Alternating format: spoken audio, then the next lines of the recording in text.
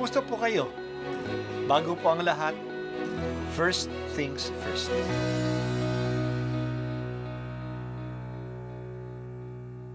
Good morning po. Sinisimulan po natin ngayon ang first things first.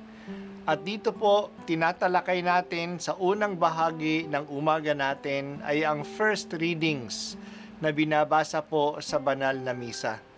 Ito pong tinatalakay natin kasi madalas po kasi marami na tayong alam tungkol sa gospel readings. Pero konti po ang nagsasalita sa first readings. Pero ang first readings, bahagi din po yan ng Biblia, ng banal na kasulatan.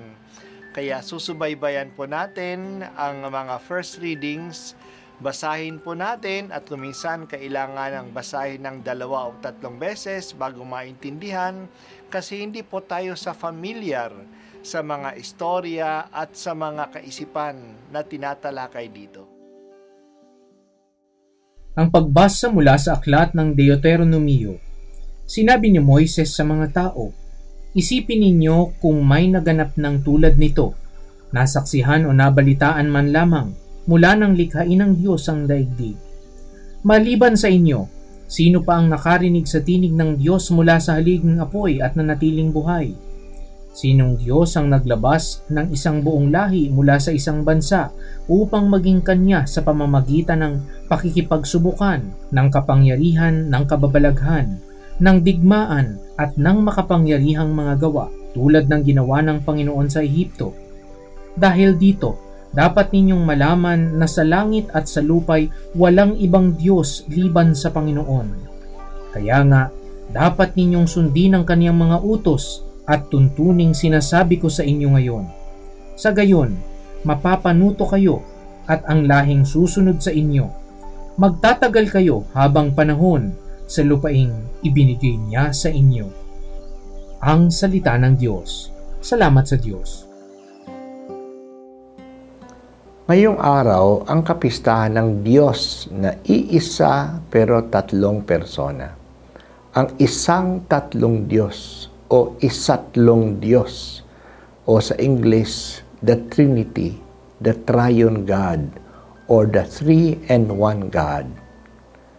Tayo mga Kristiyano ay monotheistic. Ibig sabihin, naniniwala tayo sa iisang Diyos. Iisang Diyos. Wala ng ibang Diyos sapagkat siya ay iisa lang. Siya ang pinakadakila sa lahat kasi wala siyang kapantay. Pero ang iisang Diyos na ito'y 3 persona. Ang iisang Diyos ay isang community. Siya ay pagmamahal. God is love. Siya ay pagmamahal kasi siya ay umiibig at may iniibig. Ang pag-iibigang ito ay isa ding persona. Iniibig ng Ama ang anak. Tinatanggap ng anak ang buong pag-ibig ng Ama. At ang pag-iibigan ng dalawa ay ang Espiritu Santo. Ang iisang Diyos ay ang modelo ng lahat ng community at ng lahat ng pamilya o ng anumang samahan. Ang nasa samahan ay magkakaiba, pero sila ay nagkakaisa. Ang kanilang pagkakaibang katangian ay hindi naging dahilan ng kanilang paghihiwalay, kundi naging dahilan ng kanilang pagbubuklod. Binubuo ng bawat isa ang kanilang pagkakaisa. Ang simbahan ay pagkakaisa. Ang simbahan ay nagkakaisa sa pagkakaisa ng Ama, Anak at Espiritu Santo. Kaya ngayong Trinity Sunday ay siya ring BEC Sunday. Sa Holy Trinity nanggagaling ang pagkakaisa ng ating basic ecclesial community. At siya rin ang modelo ng ating mga BECs o MLK, ang mga munting sambayan ng Kristiyano, o Kriska, ang mga Kristiyanong kapitbahayanan. Nagkakaisa tayo sa BEC ayon sa pagkakaisa ng Holy Trinity. Sinisikap nating ipaliwanag ang Trinity o ang isatlong Diyos, pero ito'y isang mystery of faith. Napakahiwaga niya.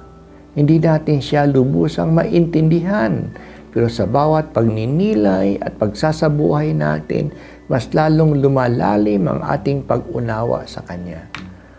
We participate in the Trinity. We just don't think and understand the Trinity, but we participate in the life of the Trinity. Pinapakita ni Moises na sa ating pagbasa ngayon na napakahiwaga ng Diyos. Kakaiba siya sa lahat ng akala nating Diyos. Mapalad tayo na nakikilala natin siya at mayroon tayong relasyon sa Kanya. Naranasan ng mga tao ang Diyos na ito sa Kanyang gawaing pagliligtas sa kanila. Pinakilala niya ang Kanyang kadakilaan sa mga kababalaghang Kanyang ginawa upang ilikas ang mga tao sa Ehipto.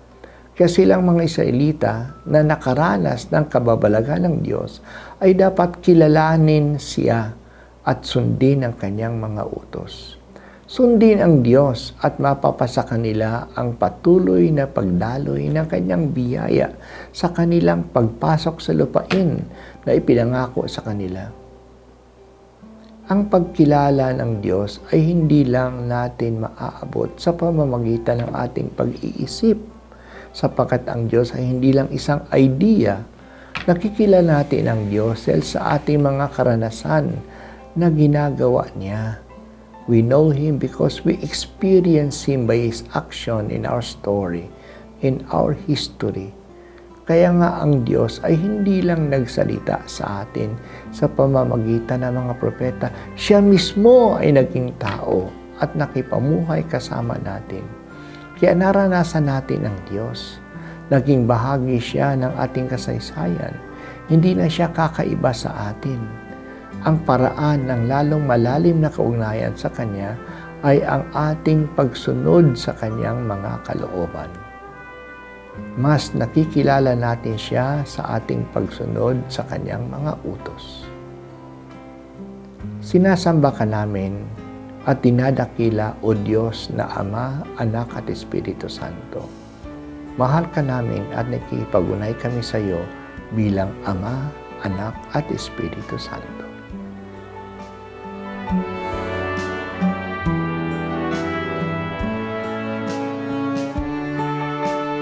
At ako po ay si Bishop Broderick Pabilio dito sa First Things First.